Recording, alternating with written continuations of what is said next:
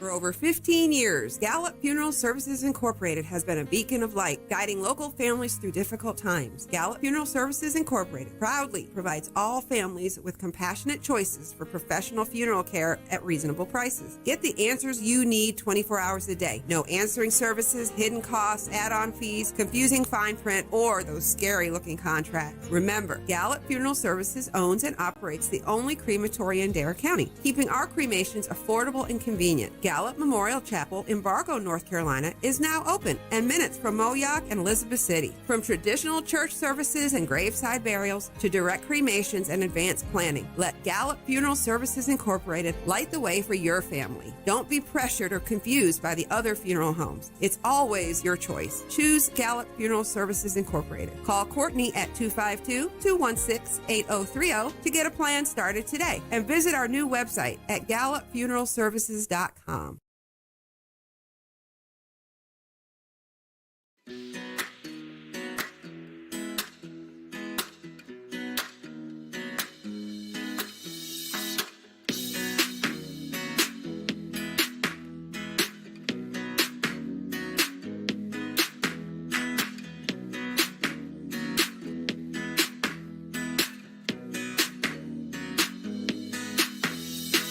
To all who come to this happy place, welcome. News team, assemble!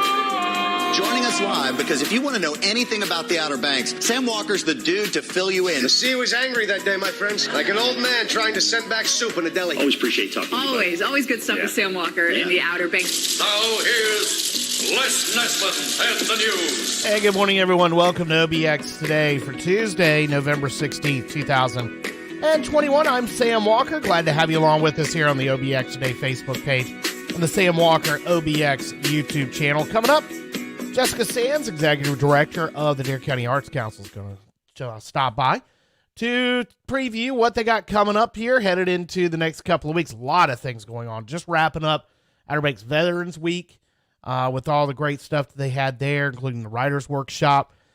Just a lot of things to go over. And a lot of things, including tonight. They got activities tonight and right on just about every day at the Dare County Arts Council. And Jessica's going to be along with us in just a few minutes to tell us all about it. All right, let's get into what we got for you this morning at obxtoday.com.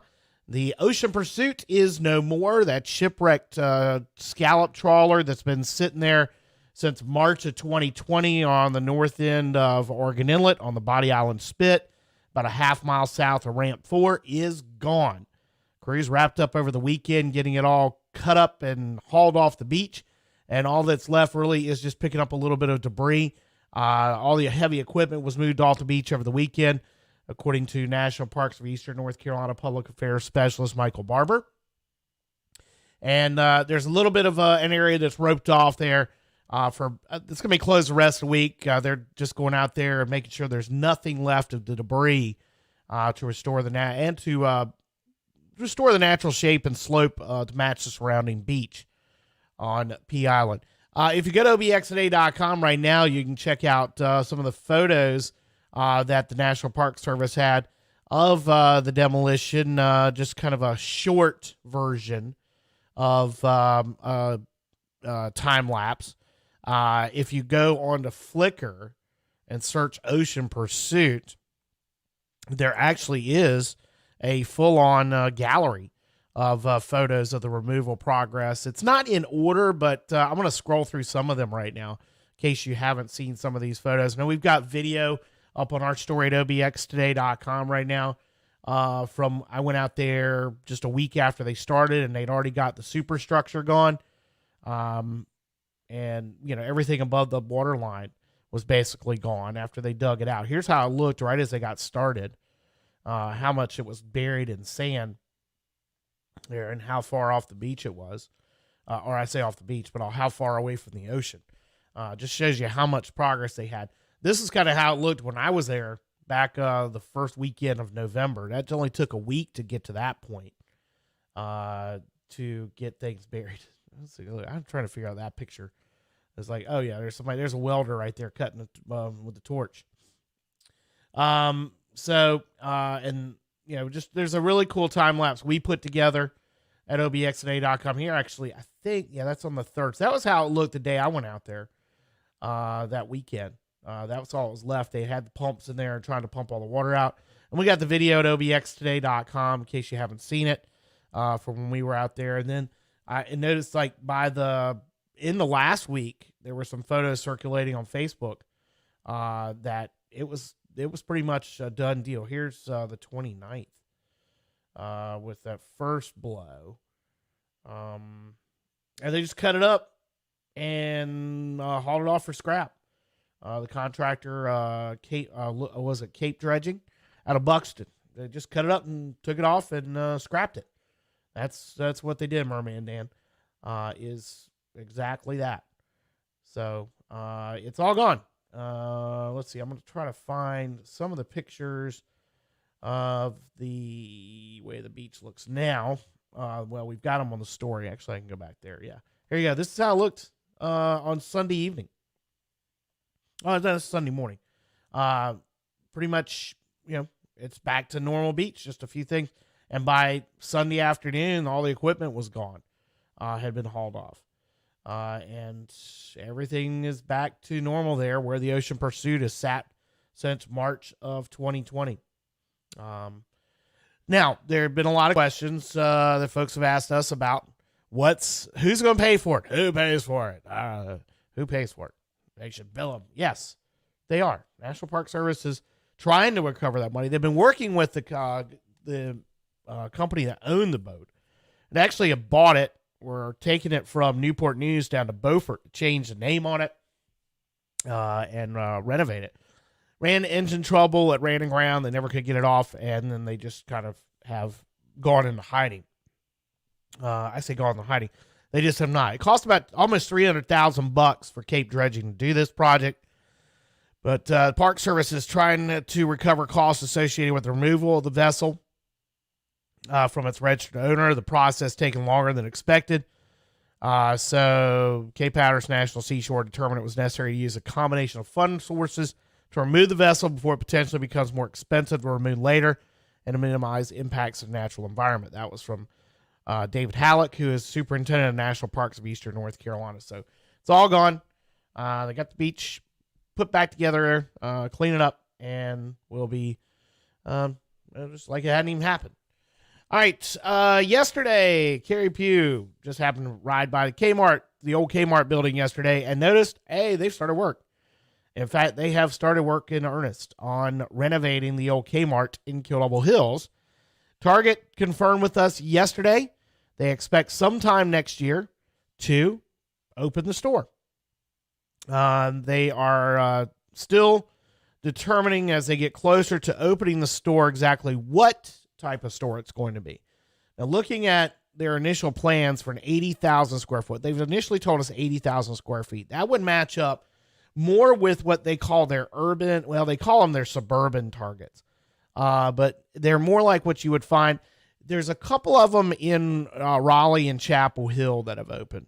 I've been in the one in Chapel Hill. It's on Franklin Street. It's a much smaller version of Target, a very limited a number of items. I say very limited. It's not compared to what? It's almost not quite under half the size of the store that is at Edinburgh up in South Chesapeake.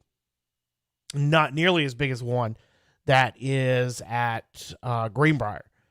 So it's going to be a smaller version of a Target. Still going to have a lot of things you expect at a Target. They are going to have a Starbucks in it and a couple other things inside. They haven't quite, but they said as they get closer to when they're thinking the grand opening is going to be, they're going to be able to share more details about exactly what they're going to do with the store. But they have picked up their permits. They have started work on the renovations of the old Kmart in Kill Double Hills to turn it into a Target. Yesterday afternoon, the state Senate announced they have come up with a final budget plan, a compromise with the governor that will be approved over the next 3 days and sent to the governor for his signature.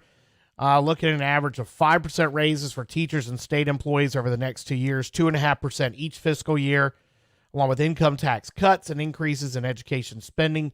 Governor Cooper has not said if he'll sign the budget, which would put some limits on gubernatorial powers during an emergency. Republicans who have majorities in both the House and Senate are proposing a compromise budget with some proposals the Democrats oppose, but claim that they have enough Democrats on their side to pass it even without Cooper's signature, which could mean the state will have a full budget for the first time in years. Now, there were some controversial policy provisions that have been dropped out from earlier versions, including one requiring teachers to post all lesson plans online.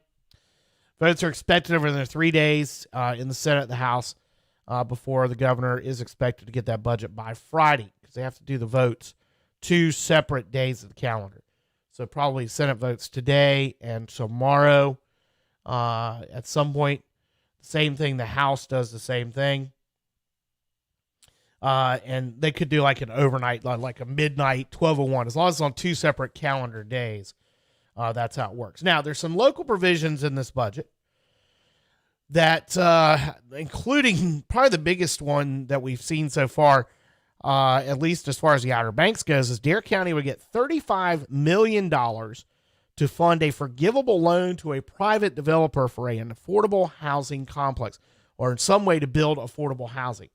Now, the county's not said yet what they're doing. Part of that's because they're just having to hold out until the budget itself has been approved. That's why, they haven't said what they're going to do. So, if you give me a second here, I think we might have had, okay, I'm just making sure. Something wasn't look. Oh, I see what it is. All right. There we go. I keep my phone in front of me so that I can monitor the comments easier. So it looked like we had lost the live feed. It was just, it had gotten behind. So sorry about that. So this $35 million originally was going to be a little bit larger. But Dare County would be approved for $35 million in state funds that would then be given to a private developer to build an affordable housing complex somewhere in Dare County. There has been talk this could be what is done with land that Dare County has on Roanoke Island. In the Bowsertown section, there's several locations that they could use this. So this will be one thing. Another thing that is in that budget includes $425,000 for 8 emergency floodwater pumps that Dare County would have. Also $1 million, and this is one that kind of struck me as odd because of what we've heard regarding the Ocracoke Express. The boat that the state of North Carolina NCDOT has been trying to get built for the last several years to be used as a passenger ferry between Ocracoke and Hatteras and Ocracoke is reportedly been completed and is actually in possession of the state. But there is a provision in this budget that if that state-owned boat is not ready to run by March 30th, $1 million would be used to lease a vessel again. We haven't heard why this is in there, whether it's something with the boat. But one other provision, part of that provision is that the ferry division is not allowed to reduce service on other runs to run the Ocracoke Express. That would make it seem like then it's a crew issue, that if they don't have enough people trained to operate this boat, which is a catamaran vessel, much different than any other ferry vessel that the ferry service has in their fleet. That may be part of it, is that if they don't feel like they're able by March 30th to get the crews to run the boat and the boat itself ready to run, that they would lease and have the Sea Streak, which has their own crews that are specially trained for those particular vessels. And that $1 million would go to fund that. So it'd be interesting to see that one explained. There's another provision in the budget that includes that every county gets $300,000 this year and another $500,000 next year on top for school repairs. Elizabeth City State University would get $84 million for a host of building repairs that are needed, infrastructure improvements. A new residence hall will be built, a pedestrian bridge over Weeksville Road that would connect Viking Village to the rest of campus, and a new dining hall. There, among other things, at ECSU. There's also this would help fund a flight school at ECSU, which is part of their aviation technology program that they have in conjunction with COA. But that would fund actually starting the flight school at ECSU. So a number of the other things will come out of the budget. There's a new program boosting teacher salaries and all but the 5 wealthiest urban counties in North Carolina. There was some concern that budget might have provision that might not have that when it was released initially before we started seeing the actual breakdown. That, okay, so you got the 5. How is that going to be determined? But it is the urban centers. Wake, the Wake, Forsyth, Mecklenburg, Guilford, those counties, rather than, Dare County, considering that it's considered a higher wealth county. But it's not at the same level as those 5. So that was one provision that's going to have extra money in there for teacher, boosting teacher salaries in some of those areas. So more of the breakdown, if you do go to newsobserver.com and WRAL and all the TV stations up and Raleigh, they've done a real good job of breaking down exactly what's in the state budget. Looks like with President Biden signing the $1.2 trillion infrastructure bill yesterday, projections already out for what North Carolina could see, $457 million over the next 5 years for bridge replacement and repairs, $910 million over 5 years to improve public transportation, at least $100 million to expand broadband coverage. And really what that's going to go is to fund grants for families to pay for high-speed internet at their homes. Hopefully some of that money is going to go just to expand the infrastructure that's needed to get high-speed internet, maybe get more reliable connections into the Outer Banks. As we know, we only have one pipe in and one pipe in for the internet here for a lot of places. Whereas in other parts of the country, you've got multiple branches. It just comes one way, down 158. That's it. Also, North Carolina's get a portion of $7.5 billion for the build out of the national network of electric vehicle chargers, $1 billion to improve water infrastructure and eliminate lead service lines and pipes. That's one of the things also in that bill. All right. Let's see. Other headlines on this Tuesday morning. Senior resident Superior Court Judge Jerry Tillett has ruled that he is not going to release video of the Andrew Brown Jr. shooting as a coalition of news media organizations and continues to seek the release of that. Judge Tillett released an order last week denying the media coalition's petition for video release on the grounds that coalition was not properly before the court. Now, the decision came after another Superior Court judge, Jeff Foster of Pitt County, ruled the coalition had a right to request the footage using a short-form process outlined in law, raising legal questions about whether Tillett's authority allows him to overrule a prior judge's order. Under the law, someone who wants a video disclosed may use a form to petition the court. The media coalition is not entitled to use the form, according to Judge Tillett's order. The coalition's lead attorney said he's used that same petition method for requesting the release of law enforcement videos in more than 30 cases since the state law dictating how these kinds of videos are made public was passed in 2016. The question of whether and how the press may request footage has plagued the case since the beginning. In a May hearing, Judge Foster said from the bench the media coalition was not properly before the court.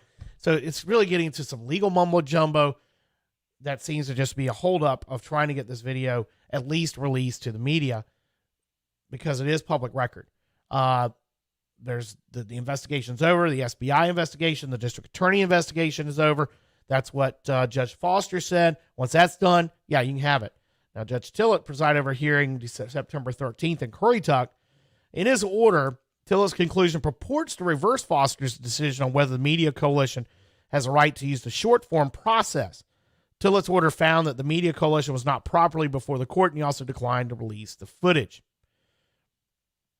Not only does Tillett's order break from several years' worth of decisions from other judges across the state, but according to Brooks Fuller, director of the North Carolina Open Government Coalition at Elon University, it's wrong. That this is an order is 100% incorrect. If the media coalition lets Tillett's order stand rather than appeal, it could change the standard for requesting release of law enforcement video, Fuller said. Tillett's proposed method for requesting release of civil action would take longer and be more expensive. For the video of Brown's shooting, Tillett's suggested method would require the media coalition to restart the process to request video release, wasting months of work, Fuller said. Tillett's order pertains only to how members of the general public, such as journalists, can request release of law enforcement video in North Carolina. Family members of people killed by law enforcement or anyone represented in the videos can still seek video release using the expedited single form process that's been in place for several years.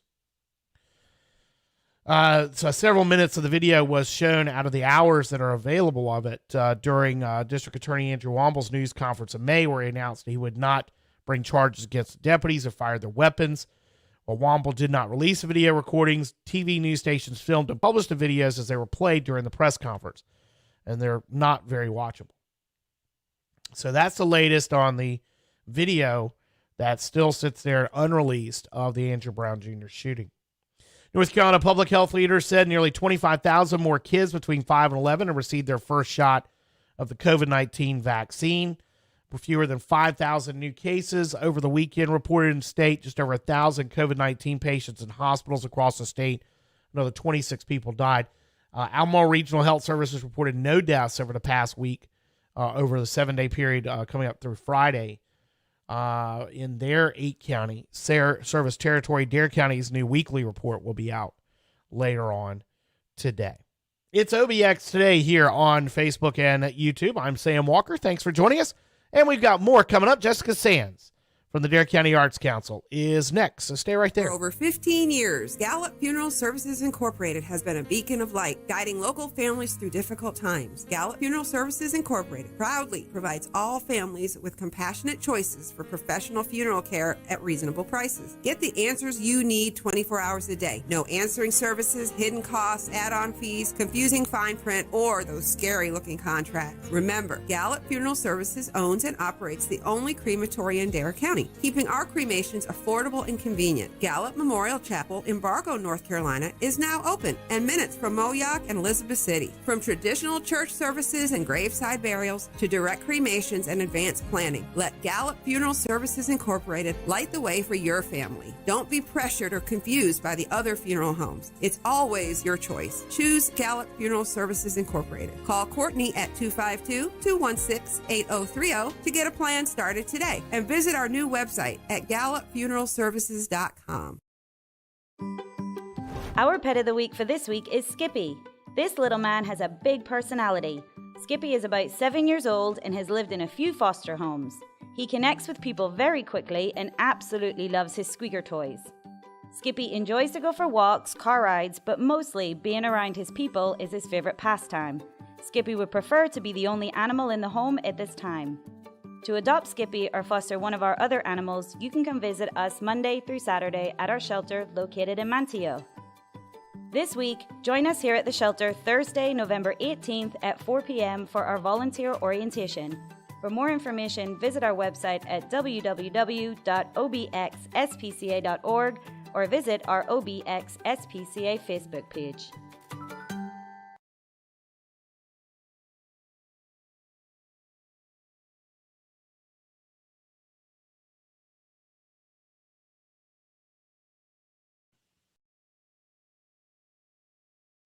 And joining us now is Jessica Sands. She's Executive Director of the Dare County Arts Council. Jessica, good morning. And you guys had a very successful Outer Banks Veterans Week that just wrapped up with the writing workshop and so many other great shows and all types of different things. Give us just kind of a summary how things went over the past 10 days. Yeah, it was fantastic. I have to say, thanks to you and everyone who shared all of the amazing activities that we had. We kicked off the week on the 5th with a bluegrass concert here at the Arts Council with Morgan Creek. And I mean, the people just kept pouring in. It was so much fun. Everyone is demanding they come back next year. They were so fabulously talented. So we were very grateful to have them. And then obviously there were other events in the community, but we hosted on Veterans Day, we hosted Trick Fly at Jack Brown's. And you may remember Thursday was an absolutely beautiful day. That place was packed, so much fun, dancing, singing, socializing, beautiful. And the visitors for sponsoring that evening. Super successful event. And actually, yesterday we just wrapped up 2 days of our veterans writing workshop. We had a full workshop of 15 participants, and we had Dario the Veterans Writing Project. And we've just been hearing nothing but wonderful things about the weekend, inspiring stuff. And hopefully we'll see some creative writing projects come out of that. So awesome. It was great. Yeah. And I mean, planning already starting for next year, I'm sure. It's kind of how these things go. I know you guys are looking forward to even bigger and better stuff a year from now. Absolutely. We always think about what went well and what we need to add and how we can adjust. And we do that after every event, talk about what we're going to do next year. So it's good stuff. All right, coming up today, you've got the November speaker series, monthly series that you've got going on. Tell us more about that. Yeah, the speaker series is a project funded by the North Carolina Humanities, where we bring in scholars that touch upon all topics, arts, all genres, and we've been hosting them every month since March last year, or this year, I guess. So tonight's going to be a pretty special one. We're finally being able to transition into live events. So we'll have people here. Everybody's welcome. It's free upstairs at the Arts Council at 7:00. We'll also be streaming it. And this month we're hosting Cheryl Rowland. He's an artist, a performance artist from North Carolina, and he was wrongly incarcerated and spent 10 years in prison. So he turned that experience into a performing arts project called the Jumpsuit Project. So he's going to talk to us about his work, his experience with the criminal justice system. And I think it's going to be a thought-provoking night. So I really encourage people to show up or tune in, because I think we'll all have something to learn from this evening. And the speaker series continues in December. So folks want to check that out as it's back in person, and you're going to be doing some music with the speaker series next month. We sure are. We have Ruth Lyons coming to talk about her work and just female musicians in North Carolina.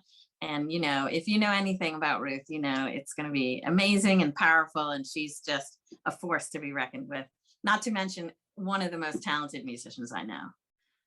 Talking with Jessica Sands, Executive Director of the Dare County Arts Council here on OBX Today. Wrapping up Veterans Week last week, you're getting right into more stuff as we head into the holidays. You've got something that's coming up Saturday. It's already full, but there still may be a way to get in on it. Yes, we have. We actually do some art workshops for kids. Mary LaRose, who many people know, leads painting workshops for kids every month. This month is full. It's on Saturday, but please call if you're interested, because spots do open up and you can get on our waiting list. So hopefully we can get you in that one. And then I don't want to forget about Thursdays. Every Thursday, in fact, you've got a chance for folks to create their own art. That's right. Monroe Bell leads a painting workshop from 9 to 3 here in our facility every Thursday. It's open to all levels. We would love to get more people to join us. It's a really fun group, and everyone's welcome. So just if you can check out our website, darearts.org, or give us a call, we can give you more information about joining us for that workshop too. In the galleries, you've got one show that's going on now and another one is just going to be opening up this weekend. That's right.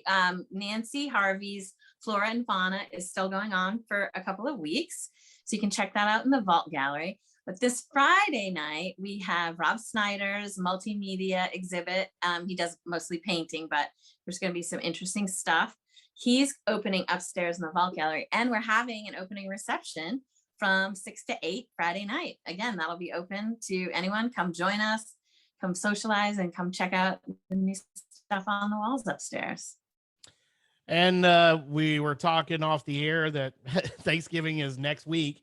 So we're going to be getting into all the Christmas activities. You got First Friday coming up with stuff that you guys are going to be doing with that. Of course, all the fun stuff that Mania, the town of Mania itself, has going on around you. Just give us a taste of what we're going to expect from you guys when we get into the holidays. Yeah, so First Friday in Mania is all about the show on the front steps of the courthouse and the tree lighting. So that'll be happening Friday, December 3rd, beginning at 6, from about 6 to 7.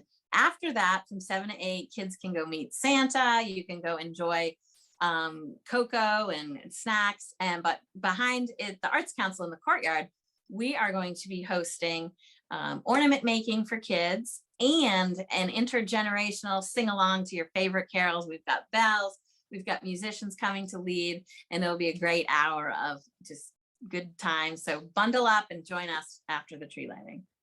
How about the rest of December? We talked about Ruth Lyons with the speaker series, a few other things coming up you can tease as far as what else is coming up in December?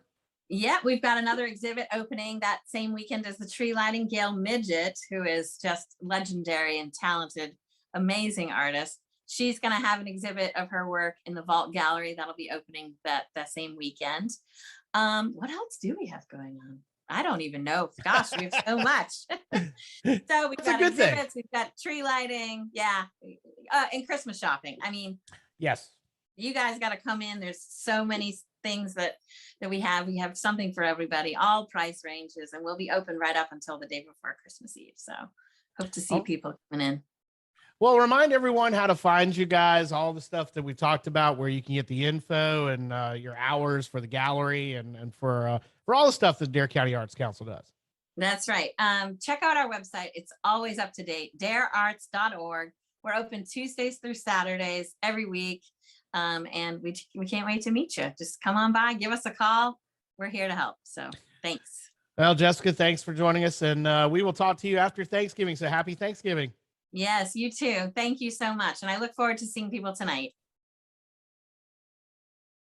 For over 15 years, Gallup Funeral Services Incorporated has been a beacon of light, guiding local families through difficult times. Gallup Funeral Services Incorporated proudly provides all families with compassionate choices for professional funeral care at reasonable prices. Get the answers you need 24 hours a day. No answering services, hidden costs, add-on fees, confusing fine print, or those scary-looking contracts. Remember, Gallup Funeral Services owns and operates the only crematory in Dare County, keeping our cremations affordable and convenient. Gallup Memorial Chapel in Bargo, North Carolina is now open and minutes from Moyock and Elizabeth City. From traditional church services and graveside burials to direct cremations and advanced planning, let Gallup Funeral Services Incorporated light the way for your family. Don't be pressured or confused by the other funeral homes. It's always your choice. Choose Gallup Funeral Services Incorporated. Call Courtney at 252-216-8030 to get a plan started today and visit our new website at gallupfuneralservices.com. This week's Champion for Children is brought to you by Children and Youth Partnership for Dare County, helping families thrive.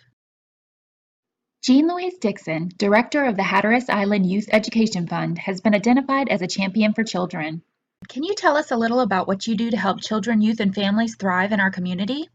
My name is Jean-Louise Dixon, also known as Scout Dixon, and my husband and I moved to Hatteras Island in 1993. I am serving as the Director of the Hatteras Island Youth Education Fund, which is a nonprofit charitable foundation that I established in 2010. I am also serving as the Secretary of the Outer Banks Community Foundation and currently the Chair for the Scholarship Committee. We raised 3 sons here, and when they first started school, I quickly realized that teachers in rural areas like this one cannot depend upon fall festivals to raise funds for projects, school supplies, or field trips. We do not have the population to fill the stands at athletic events to provide much funding for our booster club.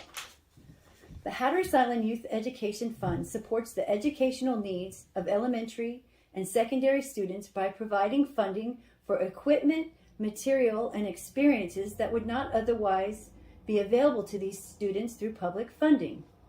Teachers on Hatteras Island have an opportunity twice a year to submit their applications to our board. Our board is comprised of local community members. You can find a complete list of the grants awarded to date to our teachers on our website, hatterasyouth.com. But to date, we have distributed over $436,000. A few grants to note. We purchased in 2011 the band uniforms for the first time ever for our marching band. We built a research pier behind the secondary school. We have supported the math competitions and the travel expenses for those competitions. We have paid for the DECA competitions, the supplies and the travel expenses for Science Olympiad. We have sponsored the University of North Carolina Destiny Science Lab bus several years to come down to our school. We have also sponsored a visit from the Moorhead Planetarium bus. So that's just a few of the grants that we've awarded to date. To be sustainable, we have 2 annual events. The Shore Break 5K and Tide Pool Fun Run is every Memorial Day in Avon. And then the Surf and Turkey 5K is held on Thanksgiving morning in Hatteras Village. I do want to say I greatly appreciate your recognition of my service to our community, but I must say that it is the volunteers that have supported Hi-F over all these years that have enabled us to achieve success. So thank you very much. Do you have anything special coming up that you'd like the community to know about? Absolutely. The Surf and Turkey 5K and Puppy Drum Run is going to be held on Thanksgiving morning at 8 a.m. in Hatteras Village, and we would greatly appreciate your support. When you register for the race, now you can walk or you can run, you can bring your pet, and you can dress up if you want. You can join one of the teacher teams, and the teacher with the most registrations will receive $500 for classroom supplies. So thank you very much, and we hope to see you out there. If people want to get involved with the Hatteras Island Youth Education Fund, what should they do? They can go to our website at hatterasYouth.com or friend us on Facebook. If you would like to nominate a person or group to be a champion for children, please contact CYP at 252-441-0614.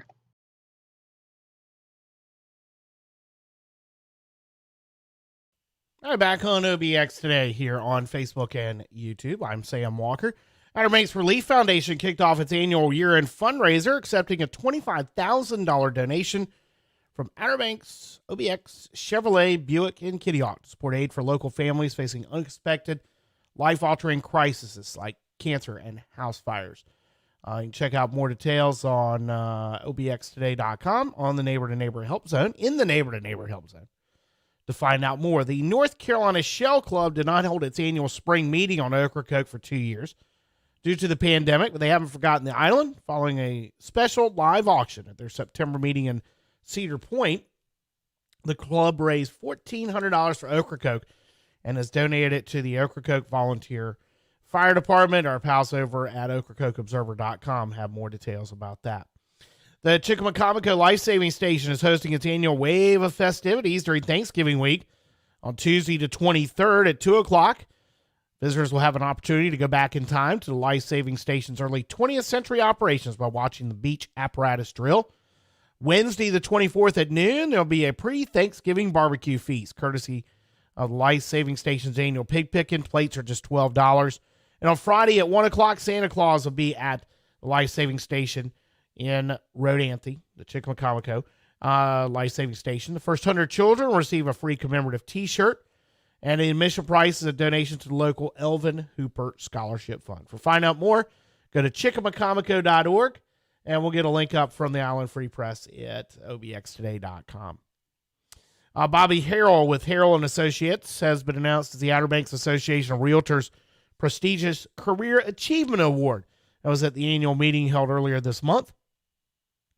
2019 recipient David Parrott of Caldwell Banker Seaside Realty presented the award to Bobby Harrell with Harrell & Associates, recognized for his long history of volunteerism at OBAR, including being a past president in 1996 and Realtor of the Year in 1997. And finally, a story that I got posted up at obxtoday.com here in just a little bit at the top of the hour. There's new seats coming to the Lost Colony, to the Waterside Theater. In fact, you can get a first look right now at some of the photos from there. There you go. They've already started taking out seats. This was just as of Friday afternoon, and there's or Friday morning, and most of the seats are going to be gone by the probably, if not today, tomorrow at Waterside Theater, home of the Lost Colony. And it's a project that is being funded by the National Park Service. The seats have been in there since 1997 when they were last replaced, and they have been individually replaced as they've had to be taken out of service as needed over the last 24 years. 1,500 seats in all at Fort Riley National Historic Site's Waterside Theater. The Park Service working with the Roanoke Island Historical Association to have the seats removed and preparing a contract for installation of the new seats prior to the start of the 2022 season of the Lost Colony. We got photos up, going to be posting up here in about 15 minutes after we get off the air at obxtoday.com on this project. All right, GIS Day is coming up tomorrow. It's Graphical Information Systems Day, taking place on Wednesday. And the Dare County Department of GIS Department has created an Outer Banks trivia map. Through the Outer Banks trivia map, users have the chance to explore various locations along the Outer Banks and to learn more about its unique history by answering a series of questions about the region. And you got an opportunity to win a 36 by 36 hurricane tracking map that was developed by the Dare County GIS. The map is out now, and the winner will be announced tomorrow or drawn tomorrow at 4 o'clock. So you got time to get in. If you go to darecountync.gov and take part in that, get a link up at obxtoday.com. We got a video actually from Dare County GIS that we'll play for you in just a moment before you head into sports and weather. In fact, we'll do that right now here on OBX Today, so stick around. For over 15 years, Gallup Funeral Services Incorporated has been a beacon of light, guiding local families through difficult times. Gallup Funeral Services Incorporated proudly provides all families with compassionate choices for professional funeral care at reasonable prices. Get the answers you need 24 hours a day. No answering services, hidden costs, add-on fees, confusing fine print, or those scary-looking contracts. Remember, Gallup Funeral Services owns and operates the only crematory in Dare County, keeping our cremations affordable and convenient. Gallup Memorial Chapel in Bargo, North Carolina is now open and minutes from Moyock and Elizabeth City. From traditional church services and graveside burials to direct cremations and advanced planning, let Gallup Funeral Services Incorporated light the way for your family. Don't be pressured or confused by the other funeral homes. It's always your choice. Choose Gallup Funeral Services Incorporated. Call Courtney at 252-216-8030 to get a plan started today, and visit our new website at gallupfuneralservices.com. And today I'm going to be showing you how to use a hurricane tracking map by our coordinator, Greg Ball. Geographic information systems are systems that we use to manage, analyze, visualize, and map the world around us by connecting the what with the where. For example, a hurricane with its coordinates. We can obtain those from the National Hurricane Center's website, nhc.noaa.gov. The first set of numbers that you'll see are the latitude. The latitude tells us how far north or south of the equator the storm is. The second set of numbers is the longitude. That'll tell us how far east or west of the prime meridian the storm is. So let's go ahead and plot a few coordinates from Hurricane Isaias in 2020. So on August 3rd, Isaias was at 30.1 degrees north and 80 degrees west. So we'll find 30.1 on the right-hand margin, and we'll find 80, and where they meet is where the storm is. And we'll fill it in because it's now a hurricane. I went ahead and plotted a couple more coordinates of where Isaias is, just to show you some things you can do. You can leave it as is. You can represent the hurricane, different hurricanes with different colors. You can draw lines to connect where the hurricanes are. And I just chose a few coordinates, so of course the more coordinates you have, the better it's gonna be. But that's how you track a hurricane with the hurricane tracking map. Another thing Greg's done with this map is he's included the distance from Dare County as a focal point of this map. So we can see on August 4th, Isaias was between 100 and 150 miles from Dare County. But by August 5th, it was over 500 miles from Dare County. Don't forget to join us in celebrating GIS Day on Wednesday, November 17th by completing the Outer Banks trivia map. This can be found at gis.darecountync.gov. You can be entered to win a 33 by 33 inch hurricane tracking map or other Dare County swag. The contest will end at 4 p.m. on Wednesday, November 17th, GIS Day. But the Outer Banks trivia map and an 11 by 17th version of the map will be available for download year-round.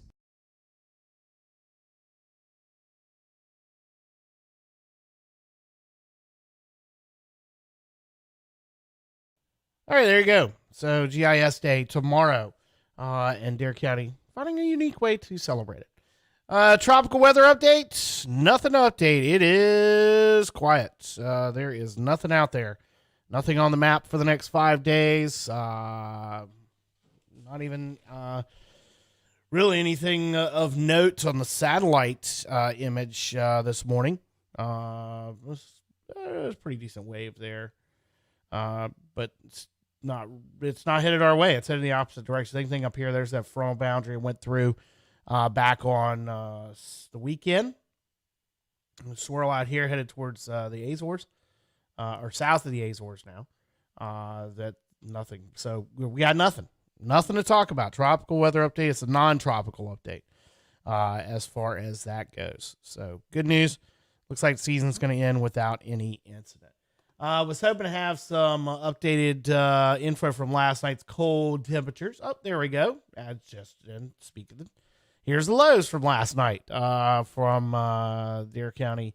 26 was the lowest temperature in Dare County on the mainland at 3:54 a.m. At the Dare County Gunnery Range, 29. At the bombing range, 30 degrees was the overnight low. Engelhard got down to 30 last night. Picosin Lakes down to 28. 30 at the Tidewater Research Station in Washington County. There's some of the low temperatures last night on that side of things, at least as far as on that side of the Albemarle Sound. Let me see if my weather chat is still up. No, it's going to go down, so of course. We'll see if they've got low temperatures up on the Wakefield page yet as far as last night. No, they don't. Freeze and frost warnings all been canceled for the inland areas. No, we don't have a public information statement yet for the National Weather Service as far as what the lows were last night on the mainland. But if it got down to, like I said, 29, was that so? Yeah, 29 in Dare County, 28, 26 in the Dare County mainland. I'm pretty sure it probably got down that low for some of those inland spots north of the Albemarle Sound last night. All right, back to sports real quick. Manio soccer team heads to Snow Hill this afternoon to take on Green Central out on the other side of Greenville. That's on, it's actually Snow Hill is on the way between Greenville and Mount Olive out on 13. And that's a 6 o'clock start tonight for the 2A East Regional Championship. There is an online stream that'll be available if you check Manio's Facebook page and their Manio Athletics Twitter account. They'll have links for that. The legitimate links, there are some hacker sites that will put fake links out there and will suck you in. Don't click on them. Just the only ones that you should follow are the ones that the schools put out if you want to watch that match. High school basketball is getting underway. Some scrimmages today. First Flight's hosted in Cape Hatteras in a scrimmage. The private schools started their season over the weekend on Friday and got games tonight. Albemarle School hosting New Life Academy. Pungo Christian at Wilson Christian. Regular season for high school basketball getting underway. I believe that may actually get underway Friday for the high schools here locally. College football news breaking just before we went on the air. Virginia Tech has fired Justin Fuente after 6 years as head coach. JC Price will be interim head coach the rest of the season. Already starting to see the rumors on Twitter that Virginia Tech's going to try to go after Dave Clawson at Wake Forest and try to poach him away from the Demon Deacons. College basketball tonight's schedule. Let's see. We've got where's my schedule here? Here we go. Duke's hosting Gardner-Webb. North Carolina plays at College of Charleston. And NC State takes on Central Connecticut State. That's up at Mohegan Sun in Connecticut. All right, the OBX Today Weather Center forecast for today. Not quite as cool today as yesterday. Well, yeah, actually kind of cool for today. 58 for a high under sunny skies. West winds 5 to 10, coming light and variable. Clear tonight. Temperature's only going to hold down to around 55 at the beach. And down to about 41 inland. Tomorrow, we'll see sunny skies, highs around 70. Clear Wednesday night, 57, sunny and 72 to 75 Thursday. Then another front's coming through Thursday night with some showers. We'll get back down into the mid-50s and breezy Friday, and back 55 to 60 on Saturday under sunny skies. Sunday, partly sunny and 66. And then another chance of showers to start Thanksgiving week. Looks like some unsettled weather coming in for the early part of next week. But highs in the mid-60s. Coastal marine forecast today. Starting out with northwest winds 10 to 15 knots, becoming southwest 5 to 10 knots in the afternoon. 1 foot waves or less in the sound seas, 2 to 3 feet. Next tide change at Oregon Inlet's a low tide at 12:13. Sunset tonight at 4:54. Sunrise tomorrow is at 6:40. Currently outside the studios in uptown Nags Head, bright sunshine, and a few clouds that came through earlier. Fair skies and 49 degrees. And that'll do it for OBX Today for this Tuesday, November 16th, 2021. Have yourself a great Tuesday, everybody. Back with you tomorrow. Thanks to Gallup Funeral Services for presenting OBX Today live on Facebook and YouTube. I'm Sam Walker. Enjoy your Tuesday. We'll see you.